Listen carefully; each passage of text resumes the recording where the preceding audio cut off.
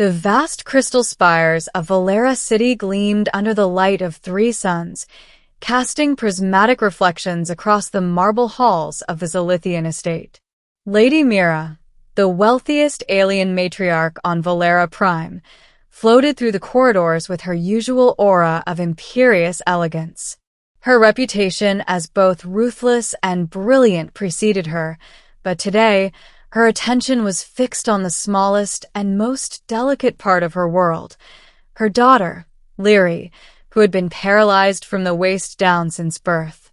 Lyri's wheelchair, a gleaming contraption of anti-gravity alloys and bioresponsive controls, had always been a symbol of fragility in Myrrha's mind. Despite her daughter's intellect and sharp wit, Lady Myrrha could not hide her disappointment or her concern. Guests, dignitaries, and distant relatives often whispered that a daughter in a family of power should be strong, mobile, and unstoppable. Lyri, with her slender frame and quiet demeanor, had been deemed broken in the coldly practical eyes of Valera high society. Today, however, the estate's grand dining hall buzzed with anticipation for an unusual visitor, a human Marcus, who had been hired as Lyri's personal assistant and caretaker months ago. Humans were a rarity on Valera, often underestimated, but Marcus possessed something the most brilliant Zilithian engineers could not fabricate: ingenuity coupled with relentless determination. Marcus arrived, not in the ornate hovercar that most guests would expect, but walking through the main entrance on his own 2 legs, carrying a compact case that clinked softly with hidden mechanisms. Lyri's eyes lit up the moment she saw him.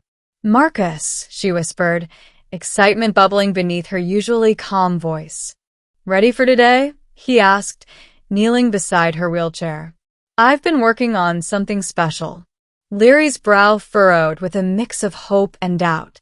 "You said that last week, and last week it didn't work." "This time," Marcus said confidently, "it will."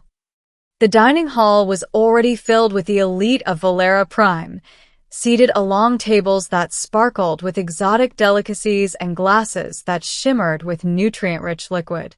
Lady Myrrha presided at the center, her gaze flicking toward Lyri and Marcus. She frowned. Humans were simple creatures, incapable of the precision or depth of alien genius. Why her daughter's well-being had been entrusted to one remained a question she had not yet answered.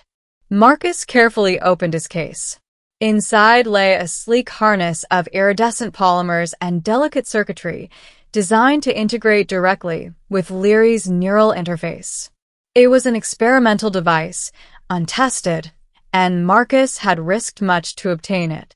"Lyri, this is the final version," Marcus said. "It's designed to help you stand, move, and walk, using your own neural commands. You're in control the entire time." Lyri's heart raced. For the first time in years, she allowed herself to imagine it, standing, walking, moving freely across the halls she had only ever seen from a wheelchair. She nodded, and Marcus helped her into the harness. Lady Myrrha watched with a skeptical glare as Marcus activated the device. A soft hum filled the room, and tiny lights along the harness pulsed in synchronization with Lyri's biosignals. Slowly, tentatively, Lyri lifted herself from the wheelchair. Gasps echoed through the hall. "My, she's standing," a distant noble whispered.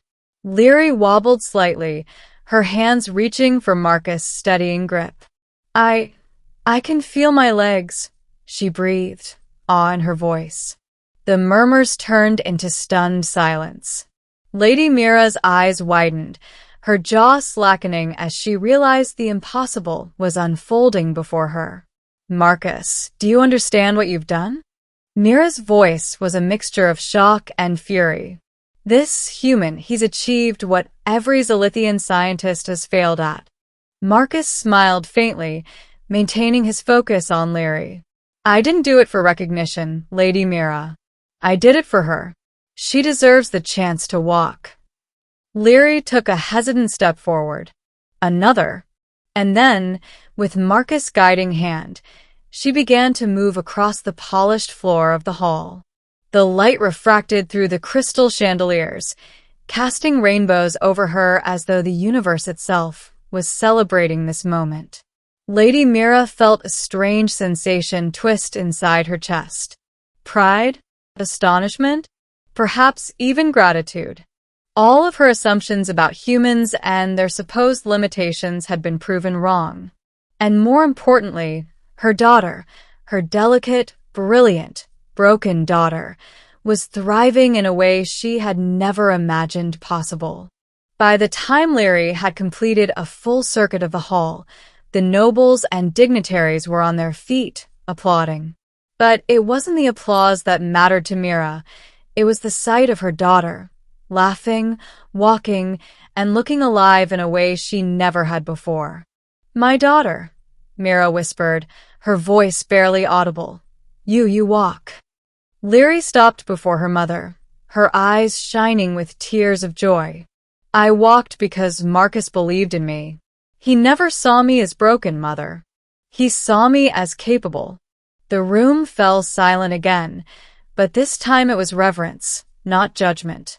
Lady Myrrha's gaze shifted to Marcus. There was an unspoken acknowledgement between them. This human had not only challenged her assumptions about ability, science, and technology, but he had also done something no amount of wealth, power, or alien engineering could accomplish. He had given her daughter freedom.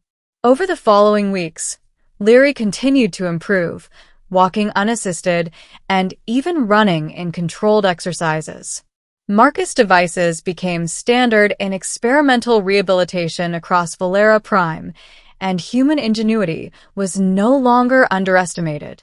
Lady Myrrha, once skeptical of humans, found herself a reluctant admirer. She had always valued strength, precision, and results, but she had never accounted for the resilience and determination of one human willing to stand by another, no matter how impossible it seemed. One evening, in the quiet of the estate gardens, Myrrha approached Marcus. "I underestimated you," she admitted. "You've not only healed my daughter, but you've opened my eyes to a new way of thinking. I owe you more than gratitude." Marcus shook his head. "I only wanted to help Lyri. That's all the reward I need." Lady Myrrha smiled faintly, a rare softness in her eyes. "Perhaps, but know this, because of you, we will never underestimate humanity again." Months later, as Lyri explored the estate on her own two legs, she realized that life had shifted in ways she could never have imagined. No longer confined to a wheelchair, she felt freedom in every movement. And more than that, she had discovered a bond of trust and respect with Marcus that transcended species, wealth, or power. The once paralyzed daughter of Valera Prime's richest family had walked into a future of endless possibility, not because of alien technology alone, but because one human refused to see her as broken and instead saw her for who she truly was, strong, capable, and alive. And Lady Myrrha, the millionaire matriarch who had never expected to be humbled, learned a lesson she would carry for the rest of her life. Sometimes, the greatest power is the courage to believe in another.